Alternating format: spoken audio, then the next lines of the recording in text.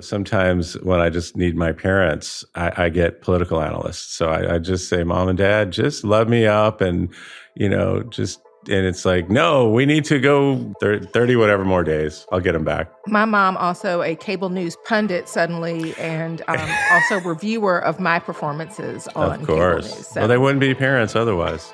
Exactly.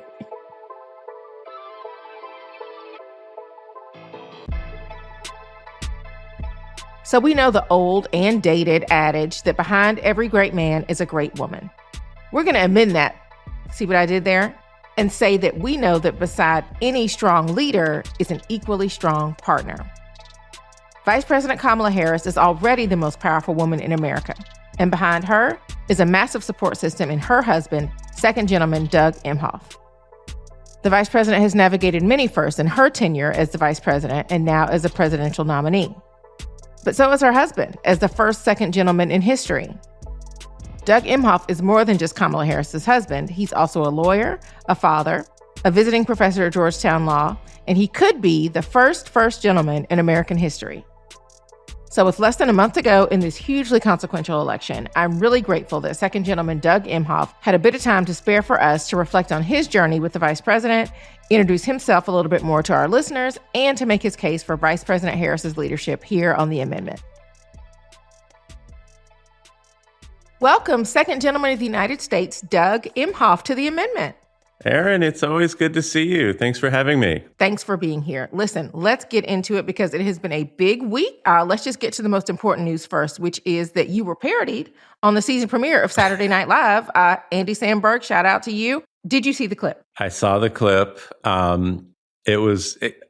really liked it. And, I liked that he coming out with his version of the Dougie, but I don't know how to Dougie? Well, I don't think that was the actual Dougie, right? And that's more this thing.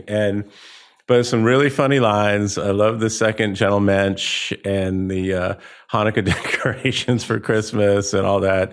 But what I think they really got was the connection, he and Maya is so good.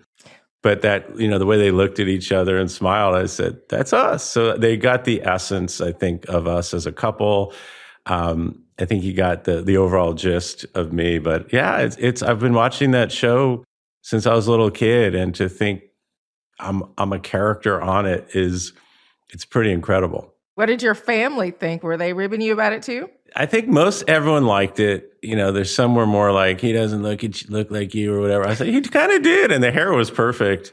But no, I think it was very well received. And, the Maya Rudolph, she's so good. And she really just upped her game in the character and the voice and the intonations. And so it was, it was well received on, again, all the various family group chats that I'm on.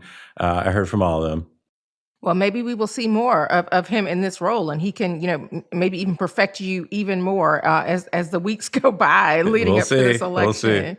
We'll see. Like I said, I really do feel like that Saturday Night Live turn was just one indication of you coming full circle as our country's first second gentleman. But how would you say that you have really approached your own pioneering role? I was a lawyer for a really long time, and I loved it. And, to step away from that at first, it was something that was a little sudden, and really looking to how can I approach this role and find purpose and meaning in it. It was really Kamala who pushed me to take on some substantive issues, including being the first man in the role ever, focus on gender equity, and after Dobbs that became even more urgent. First Jewish person ever in this role, focus on hate and anti-Semitism. A lawyer, like I said, for so long, focus on access to justice, more lawyers doing more pro bono. So I really tried to take that law firm, work ethic and ability to want to do and the different things and put myself out there. And that's really how it's been. And so it was, again, a very abrupt transition. The last day I ever worked as a lawyer was the day Joe Biden called her in August of 2020 to be on the ticket. And I didn't know it at the time that was going to be the last day I ever worked as a lawyer. And so, again, the suddenness of it, but to be able to, support my wife, who I love very much, and to support her in this role as second gentleman, as the vice president, and now on the campaign trail to hopefully make her the next president, make myself the first gentleman. That there's just such a sense of urgency and purpose, and just put my head down and traveling the country back and forth each and every day to help her win. Yeah. I mean, like you say, it was an abrupt transition, but it was a transition for you. I mean, your support for the vice president is certainly something I've seen, covering this administration.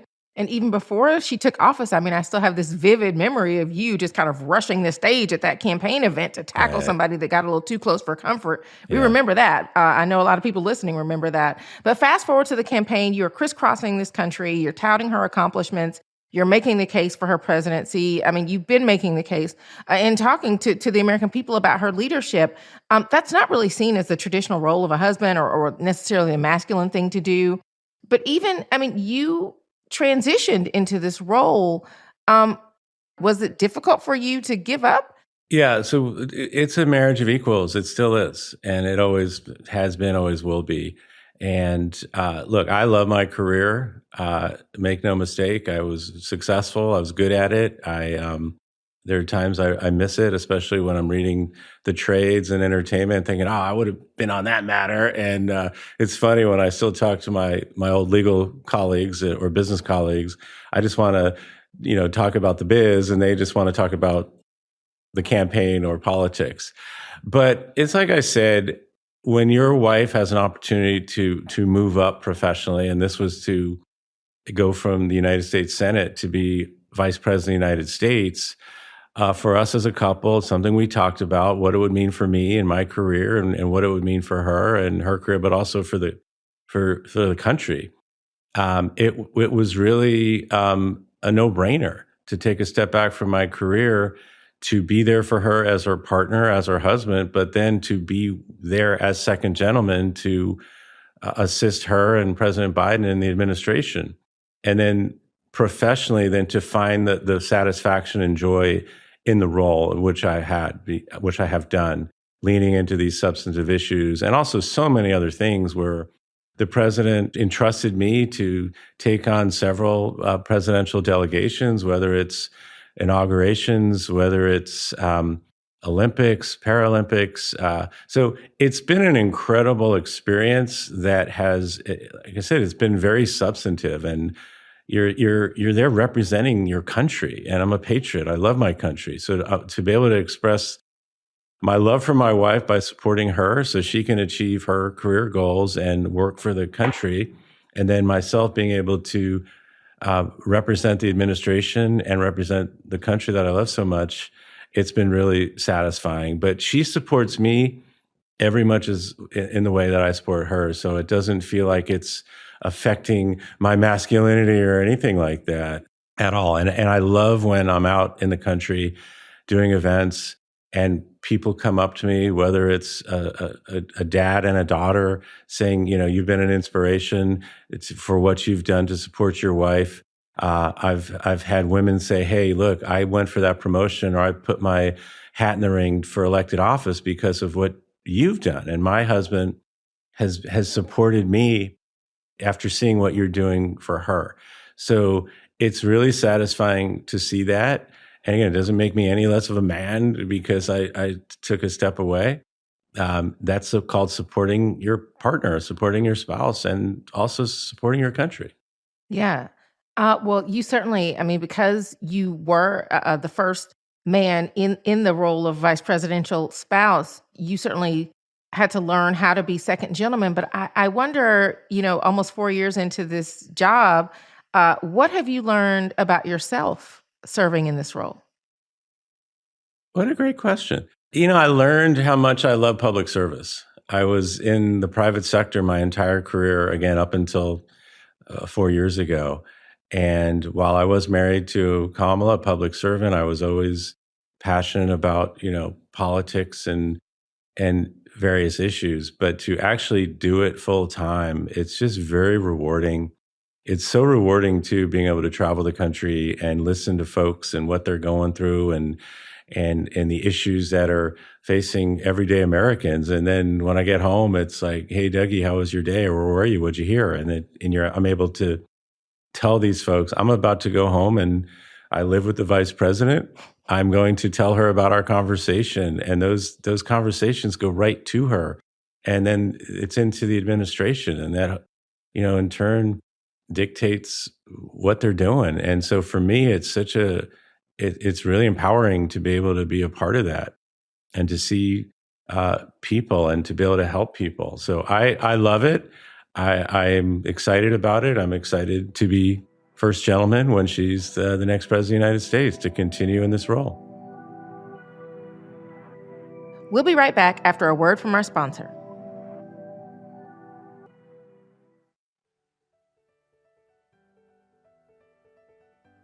My name is Sana Mohammed. I'm the executive director with Our Voice, Our Voice Arizona. Our Voice, Our Voice Arizona is a community power building organization that focuses on mobilizing Black and Brown communities across Arizona to be able to increase voter turnout, develop leadership pipelines, advocate for sustainable, progressive public policies. We do that through electoral engagement, electing champions into office, holding legislators accountable. And for us, we really want to make sure that we are transforming our community by ensuring everyone's voices has a voice in the political process. My journey into this work began with my own lived experience. I'm originally from Ethiopia, was born there, and my family and I fled. Shortly after that, we faced really the harsh realities that the American dream is not equally accessible to everyone. So seeing the struggles of Black immigrant communities like mine, I wanted to get involved in organizing. I started out as a staffer working to mobilize Black immigrants during the 2016 election, and I haven't left since. That was a really transformative moment for me because I saw the power of organizing and also the potential of real change when our communities are engaged and unified. This cycle, I'm incredibly proud of the sheer amount of work my team has put in. Our goal is to knock on 1 million doors, send over 500,000 text messages, and make over 500,000 phone calls. And we're really on track to do these things, and it's a testament to our team's grit and determination. Every day, our organizers, our canvassers are on the ground having necessary but hard conversations with people across Arizona, explaining the stakes of this election. It's not just about the numbers for us. It's really about deeply engaging with people, making sure they understand how much is at stake, and ensuring they know their voices and their votes matter. And also just for us, making sure that we are working towards creating long-term change. And I'm really proud of the impact we're making both electorally and through organizing. Arizona is a battleground state, and every vote truly counts. We remind people that in 2020, Biden won Arizona by fewer than 11,000 votes. That's a tiny number when you consider the number of just Black and Brown voters across the state who could have turned out, right?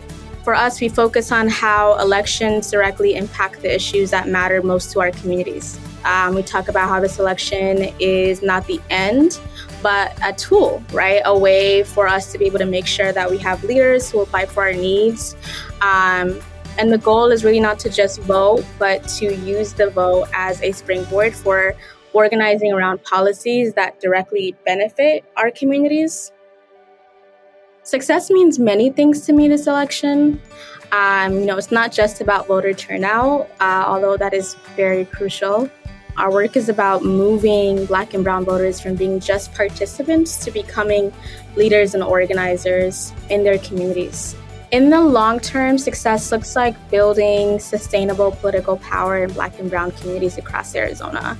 It's about building independent Black political power. It's about creating a future where Black communities don't have to ask or beg for what we deserve. And success means more people from our communities are running for office, that we are in leadership roles and political systems that work for all of us, not just a privileged few. Yeah, I want to back up to the start of the campaign, which obviously looked very different than it does now. But even then, I know that you and the vice president had a conversation with each other. You had a conversation with your families about what you expected your 2024 to look like, given the stakes of this very consequential election for so many Americans. Can you share what those conversations were and really how you think back on that moment, considering where things are now? Well, look, this is such a binary choice in this 2024 election. And that was certainly true when Joe Biden was at the head of the ticket, and it's certainly true with Kamala Harris at the head of the ticket. Donald Trump was not a great president when he was president. He has gotten worse. The things that he's saying, the positions that he's putting forth, whether it's Project 2025, a Supreme Court with the Dobbs decision, and the things he's saying now, it's just not viable. He's unfit for office. We cannot go back, as Kamala says. So we knew wherever she was on that ticket as a family, that we all had to work full time to make sure that Donald Trump was defeated. And then when the switchover occurred, that urgency was even more so. Every day that goes by, we feel that urgency. We are, our accountability to this mission, the focus and discipline in which we are approaching it, the fact that we're not going to be distracted by any nonsense that is being thrown our way. And we're going to just take these next 30 some odd days and do everything we can to put the case out there that Kamala Harris must be the next president of the United States. I think part of that has been certainly very quickly kind of trying to get the American people familiar with who the vice president is. That's not traditionally a role that, some people may be paying super close attention to. But now that the vice president is the Democratic presidential nominee, introducing herself to voters is so important. And you are a huge part of that. During your speech for the Democratic National Convention this summer, the American people really got a chance to hear from you about your modern blended family, literally in the national spotlight. That felt like a really important moment. And I just wonder what you can say about how you were thinking about that speech, what you wanted the American people to learn about you and the vice president. So I took it very seriously. I put a lot of work into that speech in a very short amount of time. We didn't have a lot of time to do it. And it's interesting because I didn't know when I was going to be speaking at first. And then I found out you're going prime time Tuesday night with the Obamas. So it even ratcheted up to pressure. But I really wanted this speech to accomplish a few things. One, introduce myself a little bit, because even though I've been second gentleman myself for almost 4 years, people may not know who I am. So the first part was a little bit about me, where I came from, the big, beautiful blended family, et cetera. And then part two was really an introduction to the Kamala Harris that I know, who I met on that blind date, who entered my family at a time when, I was looking to meet someone like her, and she was there, and she got to know the kids, fell in love with the kids and all that beautiful stuff, the joyful part. And then ended it with, she's ready to be president and commander-in-chief day one, the warrior part. So a little bit about me, a little bit about her, the joyful warrior, the joyful part, and then end with the warrior part. And it was really a play in 3 acts. And it was a lot of work to get the words right.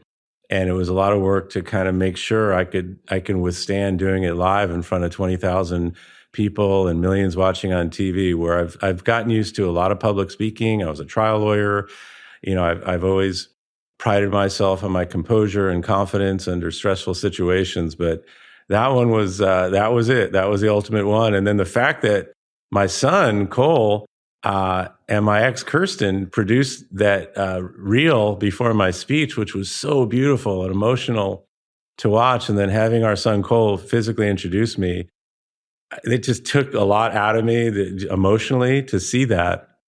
So I had to deal with all that. And then nothing prepares you for walking out in front of 20,000 people live. And I'd done a walkthrough to get a sense of the vastness of the auditorium. But once you're in there, and the cheering and the Doug signs and I said, okay, man, you just got to do this. I took a deep breath and I just went for it. And I tried to do it slowly and calmly and confidently and as myself. And I think we accomplished that. It was fun. And then when it was over, big, whew, okay, that's done. And then I could kind of enjoy the next few days of what was a great convention.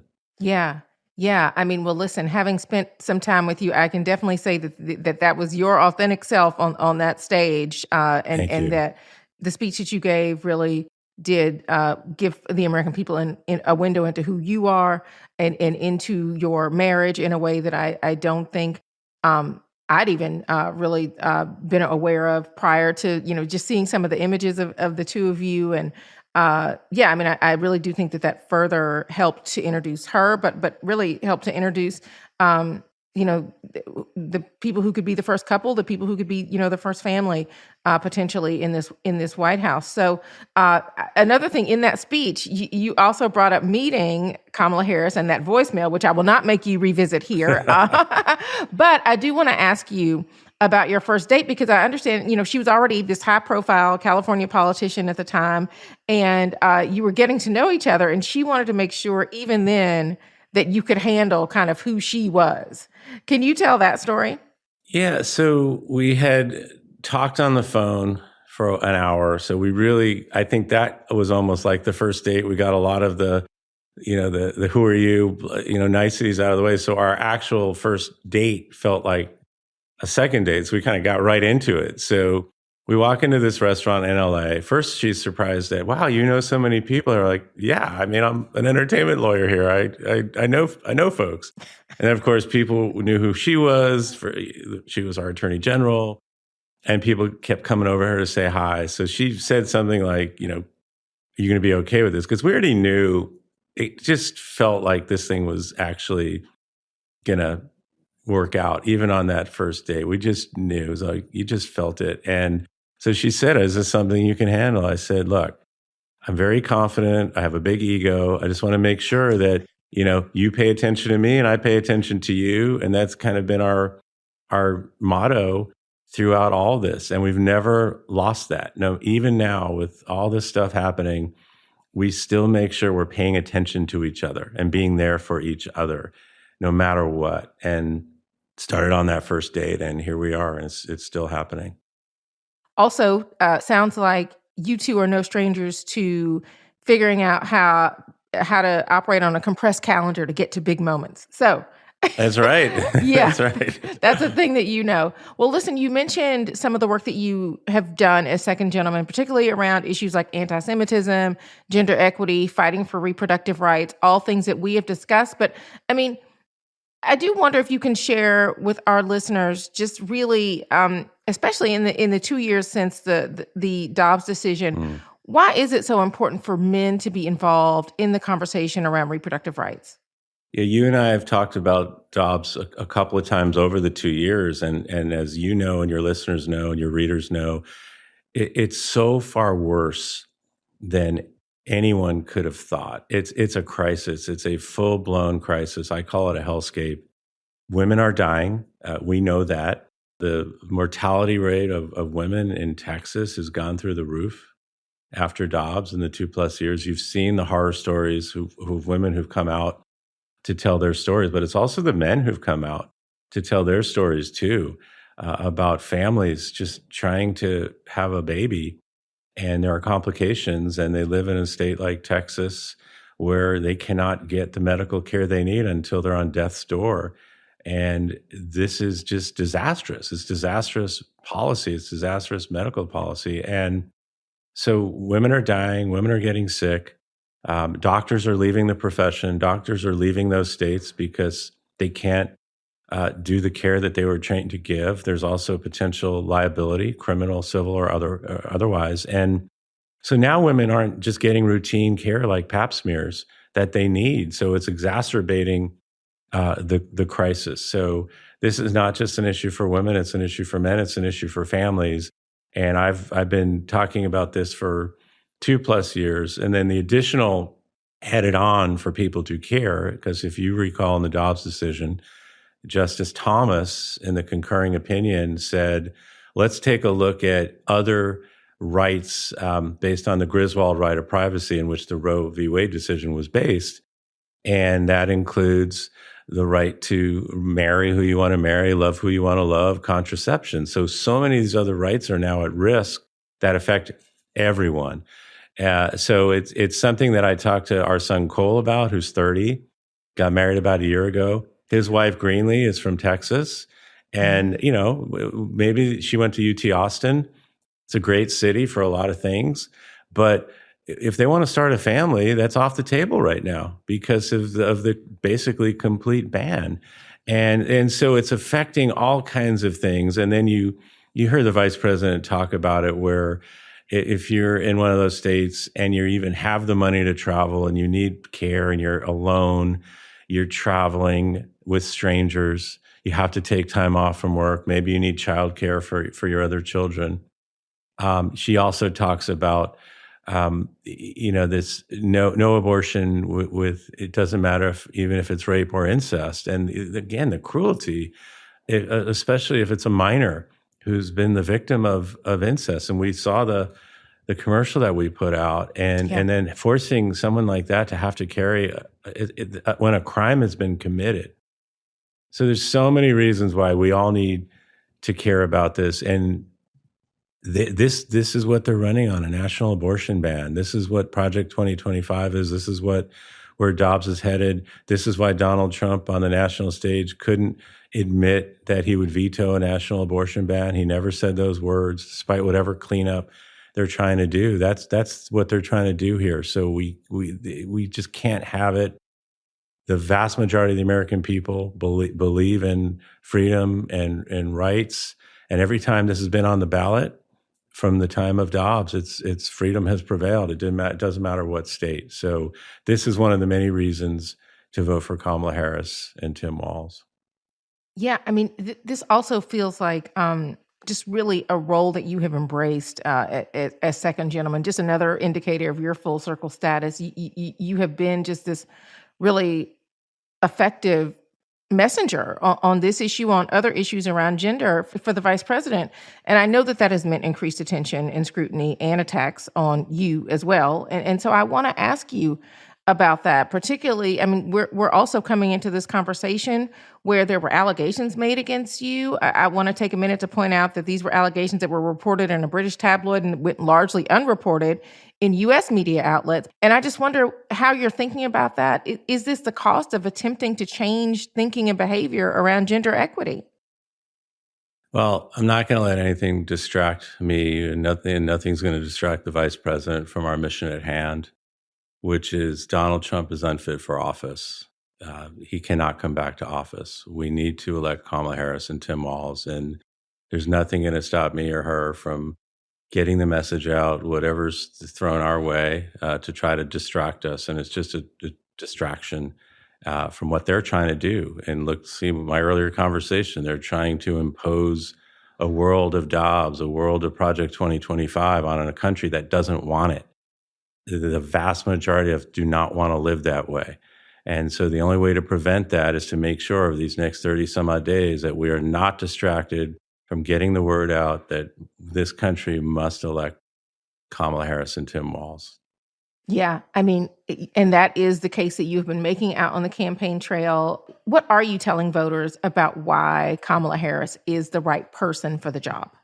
So, again, we can make the case why Donald Trump is so unfit, and, we all know those reasons. Look, she's ready to be president on day one. She's ready to be commander-in-chief on day one. The qualifications are off the charts. It's probably one of the most, if not the most qualified person to be in this position. Prosecutor for 20 years, putting the worst of the worst folks in jail, murders, rapists, sex offenders, transnational gangs, taking them all on. California Attorney General, where she took on the big banks, shut down predatory lenders and for-profit colleges that were scamming folks, and so many other things. United States Senator from California, largest state in the country. representing 40 plus million people in the Senate and doing that with distinction for 4 years. And of course, being vice president for almost 4 years, which is the ultimate training ground to be president, because what are you doing? You're in the Oval Office with the president, helping make some of the hardest decisions, putting forth policies that have helped millions upon millions of Americans, whether it's through the infrastructure, bringing chips manufacturing back, bipartisan gun legislation. There's so many things that she's accomplished as vice president. And her in the Situation Room, 4 years in the Situation Room with all these issues affecting our national security, she's been there. And 3, she is already a world leader. She doesn't have to train to be one. She already is one. She's taking, I think, almost 25 trips abroad. You heard her on the debate stage talking about her meetings with Zelensky and others. She was just with Zelensky, standing shoulder to shoulder with him a week or so ago while Trump was bragging about his relationship with Putin while with Zelensky. So there's such a stark difference on every level. So she is ready for this. She has qualified, and she's ready to be a leader on day one, both as president and as commander-in-chief. Well, second gentleman, thank you so much for your time. The last thing I want to ask you, we talked about what Vice President Harris might look like as President Harris. Should you become the first gentleman, what would be an area that you would want to focus on other than obviously the White House Christmas decorations? That was a funny joke, too, by Andy Samberg, which will be Hanukkah. Just don't worry. I will uphold my duties. Confirmed. All the protocols and all the ceremonial stuff.